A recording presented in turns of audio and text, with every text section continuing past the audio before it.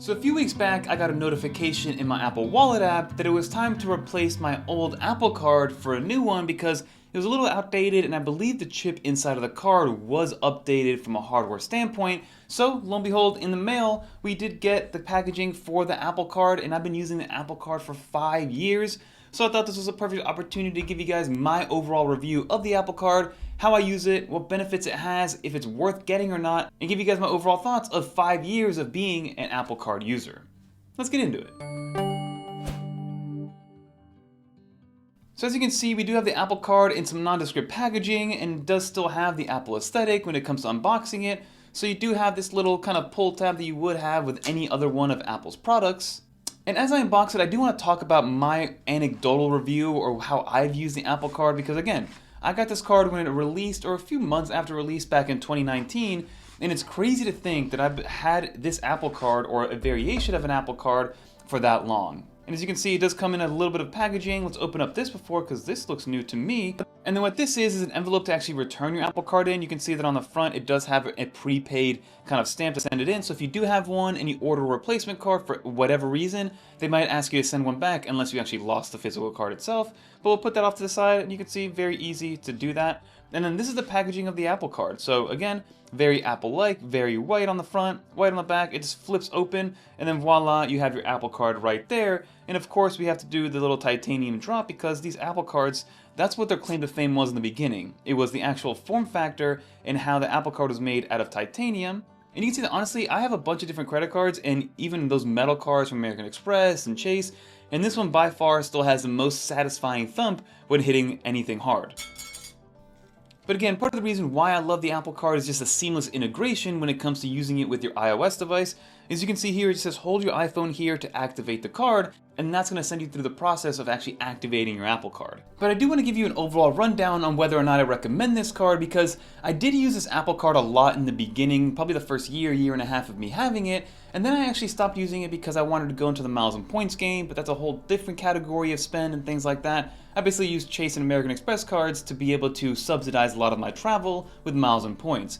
But when it comes to a cashback card, I still think the Apple Card is probably one of the best cashback cards for a multitude of reasons. So to give you guys the spend categories, you can actually check it in the wallet app itself, or of course go online. But if you go into the rewards and offers, scroll down to where it says merchant benefits, the biggest perk of this is that you do get 3% daily cashback on anything Apple related. So that's going to be Apple hardware like laptops and computers, but included with Apple software. So if you buy Final Cut Pro, which is a $300 application, and use your Apple Card that's connected to your Apple ID, you're gonna get 3% daily cashback on that purchase, and then also on any Apple services. So if you pay for Apple One, or you pay for Apple TV, or Apple Music, and you use your Apple Card to pay for it, you're still gonna get that 3% cashback.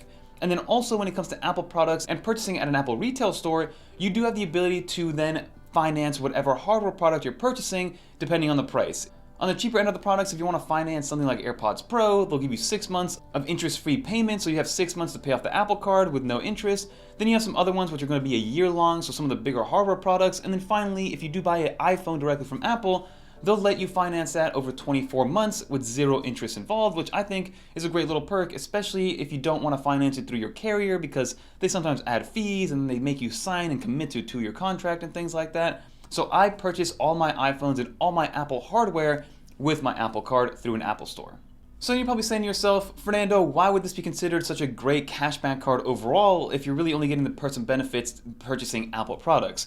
So again, if you do purchase your Apple products, that's great, but if you do want to use this card elsewhere, you can see that in the merchants, you also get 3% cashback on Ace Hardware, Booking.com, ChargePoint, Exxon and Mobil, Nike, T-Mobile, which is what I use for my service, Uber, Uber Eats, and Walgreens. So again, that's 3% cashback on every single dollar spent, which does add up very nicely, and it's one of the few cards that gives you this cashback on a daily basis. So you buy $100 worth of stuff on Uber Eats on Monday, then on Tuesday, you'll get $3 on daily cash back, which can then be used immediately as cash through Apple Cash, or you can transfer it out to your bank, or even use it to pay off purchases on your Apple Card. But then the secondary tier is going to be 2% cash back at anything that takes Apple Pay. So if you're using your iPhone to pay via Apple Pay, and you use your Apple Card, you will be getting 2% cash back.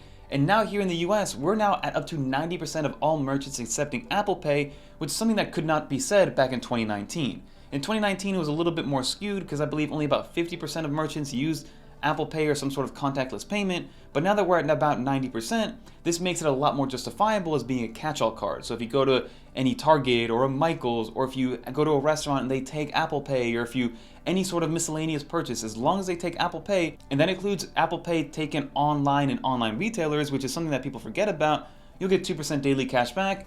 And then on the off chance that you do have to use your physical card, you would then get 1% cash back on everything else.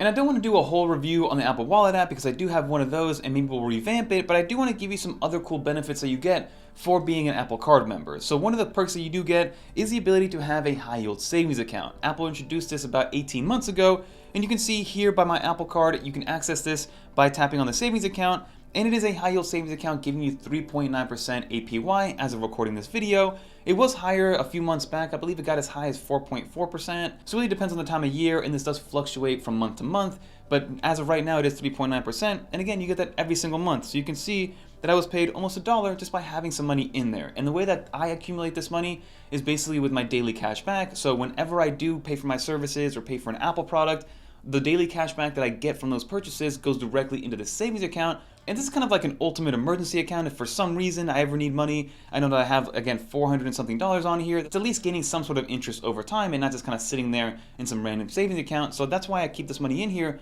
as a just in case. And then the last superpower, which I love to kind of show off, is going to be paying off the credit card. Right now, Apple is literally the only one that does this, where it shows you exactly how much you need to pay off, when you need to pay it off, what it looks like to pay off the minimum, and the consequences of paying only the minimum and having a rolling balance. So for those people that aren't aware, if you're not in the credit card game, then you know that the way that these banks make money is if you carry over a balance and you don't pay off the money that you owe in full. So Apple teaches you passively what that means. For instance, right now, since I am always up to date, I'm always paying off this credit card on time and in full, it doesn't let you see exactly what it would cost. But for some reason, maybe I have a bunch of different purchases, I can actually pay a minimum, and normally that minimum is anywhere from $40 to $100, but then it'll tell you down here where it says no interest charges, it'll tell you like, hey, if you only pay $100 even though you owe $400, it'll cost you maybe $20 or $30 extra dollars in interest payments next month to roll over that balance. And it even color codes it. So if you are paying the minimum, it'll be red. If you're paying the absolute maximum, like right here, it'll show as green.